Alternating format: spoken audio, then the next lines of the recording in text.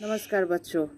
तो आज मैं आपको आपके 11वीं श्रेणी से पाठ मैं नर्क से बोल रहा हूँ पढ़ाने जा रही हूँ। देखो आप लोग किताब जो है हिंदी किताब नई पाठ्य पुस्तिका है, देख लो। हिंदी पाठ संचयन कक्षा एकादश एवं द्वादशीय है तुम्हारी पाठ्य पुस्तिका।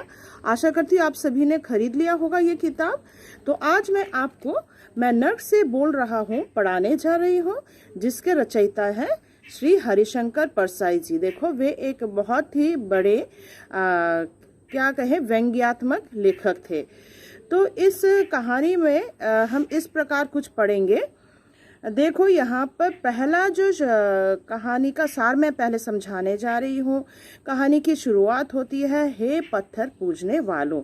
तो यहाँ पर लेखक जो है वे व्यंग्य करते हैं कि जो मूर्ति पूजा, यहाँ पे पत्थर पूजने वालों यानी मूर्ति पूजा करने वालों की ओर लेखक संकेत करते हैं।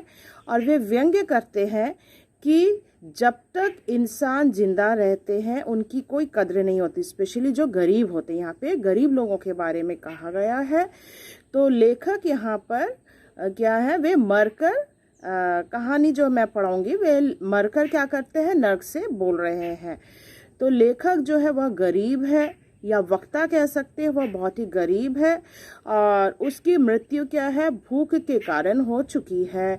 जब तक वह धरती पर था उसे बोलने का अधिकार नहीं था, इसीलिए वह मरकर नर्क से बोल रहा है। वह भगवान के सामने अपनी जो वो है, उनकी जो फीलिंग्स है, उनके मन के जो भाव है, वो भगवान से वह प्रकट करता है।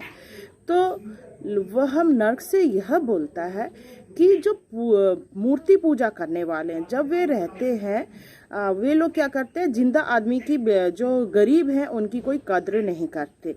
क्या है, यहाँ पे मूर्ति की पूजा करते हैं, भगवान की आराधना करते हैं, वहाँ पर फल मूल देते हैं, प्रसाद चढ़ाते हैं। पर जो गरीब हैं वे तो भूखे ही मरते हैं। पर जब वही इंसान जब मर जाता है तो क्या है, उसे कंधा देने के लिए कितने लोग आते हैं, उसके कब्र पर दिया जलाया जाता है, गंगा स्नान करवाया जाता है, पूजा पाठ किया जाता है, कितना कुछ होता है। पर वही इंसान जब जीता है तो उसकी बिल्कुल कद्र नहीं होती। ठीक है। तो यहाँ पर वक्ता जो है वह एक गरीब व्यक्ति है और क्या है, उसके साथ एक कुत्ता भी था। तो वह मरने के बाद कहाँ पहुँच गया, मरने के बाद वह नरक पहुँच जाता है। अब नर्क जब पहुंचता है तो वहां पर वह खुश था, क्योंकि वह जैसे धरती पर जी रहा था वैसा ही नर्क में उसे कोई असुविधा नहीं हो रही थी, वो काफी खुश था। पर एक दिन क्या होता है, अब देखो स्वर्ग और नर्क के बीच में एक दीवार थी। तो दीवार की सेंध से अचानक एक दिन देखता है कि एक कुत्ता जो है, एक सेंध थी, सेंध यानी छिद्र, ठीक है, छेद था। तो वहां से उसे क्या है, नजर आता है उसका कुत्ता। अब कुत्ते को देखकर क्या है, उसे बहुत अच्छा लगता है, उसका प्रिय कुत्ता है, काफी वफादार कुत्ता था। उसकी पत्नी उसे छोड़कर चली गई, मगर ये वफादार कुत्ता जो है उसे छोड़कर नहीं गया। तो उसने देखा कि उस सेंध से क्या देखा कि कुत्ता जो है वह स्वर्ग में है और वह नर्क में। तो ये बात उसे समझ में नहीं आ रहा था। वह खुश है कि उसका कुत्ता स्वर्ग में है, मगर ये बात हजम नहीं हो रहा था, आखिर उसे नर्क क्यों मिला। उसने कभी पाप नहीं किया, कोई चोरी नहीं की, तो फिर आखिर उसको नर्क क्यों मिला। इसीलिए वह अपना क्या है, स्वर्ग में भगवान से पूछता है कि आखिर उसे नर्क क्यों मिला और उसके कुत्ते को स्वर्ग, जबकि कुत्ता क्या है, चोरी कर कर खाना खाया था और उसने तो वह भी नहीं किया था। तब भगवान कहते हैं कि तुमने आत्महत्या की थी, इसीलिए क्या है, तुम्हें नर्क मिला। तब वक्ता जो है कहता है, मैंने कोई आत्महत्या की ही नहीं, मैं तो भूख से मरा, मुझे खाना नहीं मिला था इसीलिए मैं भूख से मरा।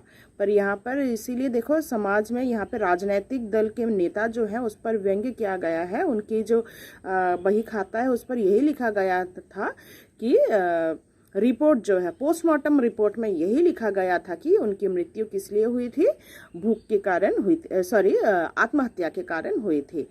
तो वे कहते हैं कि मेरे मरने के बाद, वक्ता क्या कहता है, मेरे मरने के बाद मुझे जला दिया गया था, तो फिर क्या मेरी राख का पोस्टमार्टम हुआ था। 10 दिनों बाद क्या है, संसद में आलोचना हुआ और रिपोर्ट आया कि उसने आत्महत्या की थी। तो इसी का प्रतिवाद कौन करता है? वक्ता करता है और कहता है कि मेरी मृत्यु के बाद तो मुझे जला दिया गया था, और 10 दिन बाद संसद में क्या पोस्टमार्टम रिपोर्ट में यह आया था कि मैंने आत्महत्या की थी। तो ये गलत है। उसके बाद लेखक जो है, वक्ता, यहाँ पर लेखक अपना इतिहास मतलब पूरा जो भाव उनके वे अपना जीवन का वे वर्णन करते हैं। वे कहते हैं कि वे काफ़ी गरीब हैं, उनके साथ उनका कुत्ता था, उनकी पत्नी भी थी, पर पत्नी जो है उन्हें छोड़कर एक रईस सेठ के साथ भाग जाती है।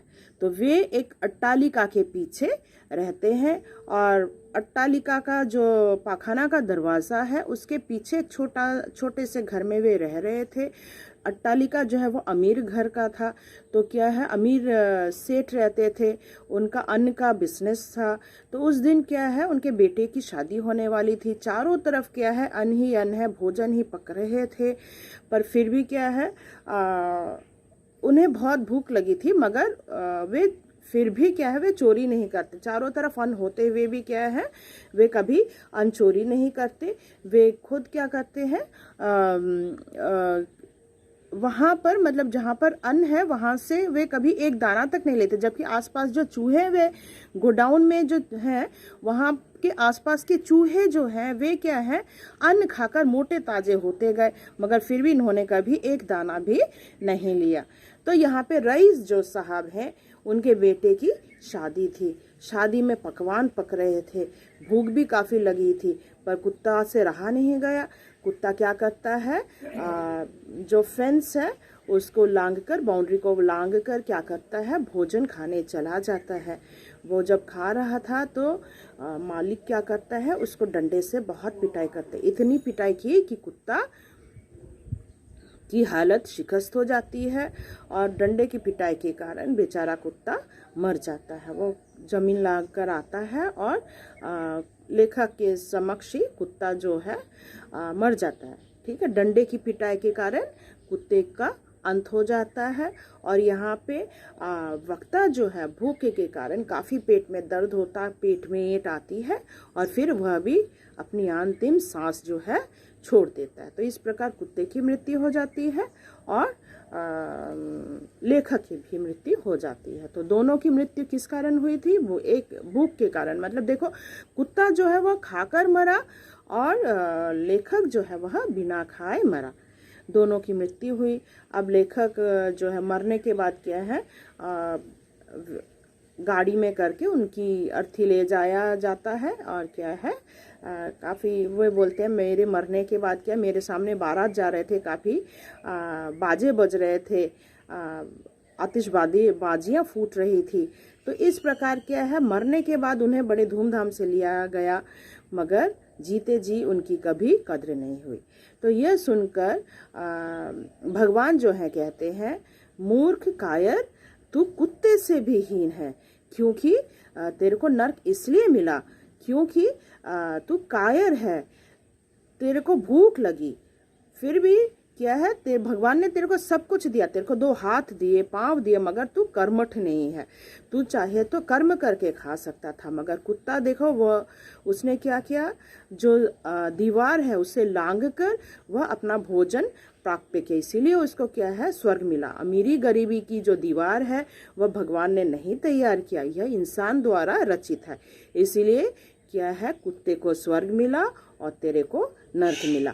अपने हक के लिए खुद को लड़ना पड़ेगा, कोई आकर तुम्हें चीज़ प्राप्त नहीं कर देगा।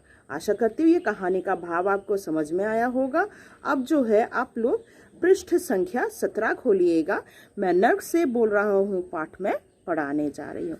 सबसे पहले देखो यहाँ पे लेखक परिचय है, तो लेखक परिचय से यहाँ से जो तुम्हारा प्रश्न आता है वह है, देखो फिर भी मैं शुरू से पढ़ देती हूँ। हिंदी साहित्य में हास्य व्यंग्य विधा को नया रूप में नया आयाम देने वाले हरिशंकर प्रसाई जी का जन्म, तो सबसे पहले हम पढ़ेंगे उनका जन्म कब हुआ। वो है 22 अगस्त 1924 ईस्वी में, और इनकी प्रारंभिक शिक्षा सुचारू रूप में से नहीं हो सकी। इनकी प्रारंभिक जीवन संघर्षपूर्ण रहा। पिता की बीमारी के कारण परिवार की आजीविका के लिए इन्हें नौकरी करनी पड़ी। तो क्या है, पिताजी बीमार थे जिसके कारण इन्हें कम उम्र में ही नौकरी में जाना पड़ा, घर का खर्चा चलाना था। बाद में इन्होंने नौकरी छोड़कर स्वतंत्र लेखन को अपना लिया। जबलपुर में रहते हुए यहाँ से जो इम्पोर्टेंट है वो है वसुधा। वसुधा पर अंडरलाइन करोगे। वसुधा नामक साहित्यिक पत्रिका का प्रकाशन एवं संपादन शुरू किया। तो हरिशंकर परसाई जी ने किस पत्रिका का संपादन किया था? लिखोगे वसुधा। वसुधा पर अंडरलाइन करोगे। आर्थिक हानि उठाने के कारण उन्हें वसुधा का प्रकाशन बंद कर देना पड़ा। तो उसके बाद उन्हें वसुधा भी बंद कर देना पड़ा था क्योंकि आर्थिक हानि होने के कारण। ठीक है, तो वहां पर उन्हें क्या है, आर्थिक समस्या शुरू हो गई थी। तो उनकी प्रमुख रचनाएं कौन कौन सी हैं? देखो, हंसते हैं रोते हैं, जैसे उनके दिन फिरे, उनके कहानी संग्रह है, रानी नागफनी की कहानी, तट की खोज उनकी उपन्यास है, तब की बात और थी, भूत के पांव पीछे, बेईमानी की परत, पगडंडी का जमाना, शिकायत मुझे भी है, निठल्ले की डायरी उनके निबंध संग्रह है, वैष्णव की फिसलन, तिरछी रेखाएं, ठिठुरता हुआ गणतंत्र, विकलांग श्रद्धा का दौर, प्रेमचंद के फटे जूते, माटी और कहे कुम्हार से, आवारा भीड़ के खतरे, सदाचार की ताबीज, तुलसीदास चंदन घिसे आदि इनके व्यंग्य लेख हैं। तो यहाँ पे जो लेखक के जो रचनाएं हैं, रचनाओं में से उनमें से जो है 1 मार्क्स का शॉर्ट क्वेश्चंस आता है, MCQ SAQ कुछ भी आ सकता है। तो इस प्रकार जो रचनाएं हैं उन्हें अच्छे से तुम लोग कंठस्थ कर लेना। ठीक है, विकलांग श्रद्धा। अब जो है इनमें से सबसे जो इम्पोर्टेंट व्यंग्यात्मक लेखन है वह है विकलांग श्रद्धा का दौर। तो ये नाम याद रखना। इसके लिए उन्हें साहित्य अकादमी पुरस्कार भी मिला था, सम्मानित किया गया था। अच्छा, और इसके अलावा उनकी मृत्यु जो है 10 अगस्त 1995 ईस्वी में हुआ था। तो अब जो है हम कहानी शुरू करते हैं। तो हम कहानी पढ़ेंगे। शुरुआत होती है, हे पत्थर पूजने वालों।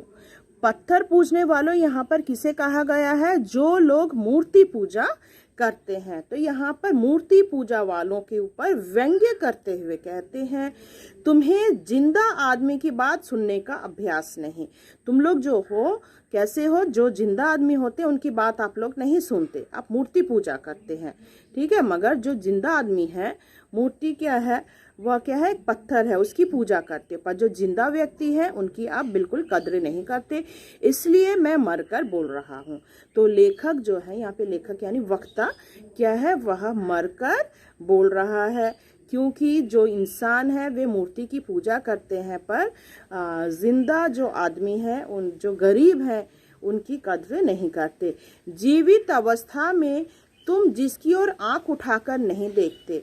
ठीक है, जितने भी लोग हैं वे क्या, जीवित अवस्था में क्या, उनकी कद्र नहीं करते। जब तक जीते हैं तो उनको आंख उठाकर भी नहीं देखते। सड़ी लाश के पीछे जुलूस बनाकर चलते हो।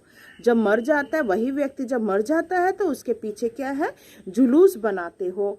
जिंदगी भर तुम जिससे नफरत करते रहे उसकी कब्र पर चिराग जलाते हो।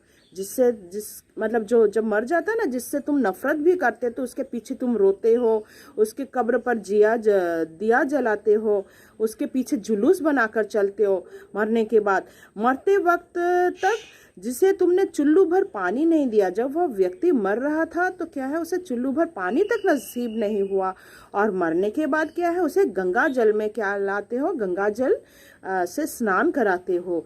अरे तुम जीवित का तिरस्कार और मरण का सत्कार करते हो। तो क्या है, तुम कैसे व्यक्ति हो, तुम लोग किस प्रकार के आदमी हो कि जीवित व्यक्ति का तुम तिरस्कार करते हो, और जब वही व्यक्ति मर जाता है तो उसका काफी आदर सत्कार करते हो। इसीलिए मैं मरकर बोल रहा हूँ। इसीलिए लेखक क्या है, मरकर बोल रहे हैं, मैं नर्क से बोल रहा हूँ। तो लेखक कहाँ से बोल रहे हैं? लेखक मरकर नर्क से बोल रहे हैं। आशा करती हूँ यहाँ तक आपको समझ में आया होगा। अब जो है सेकंड पार्ट में आपको शुरू करने जाऊंगी।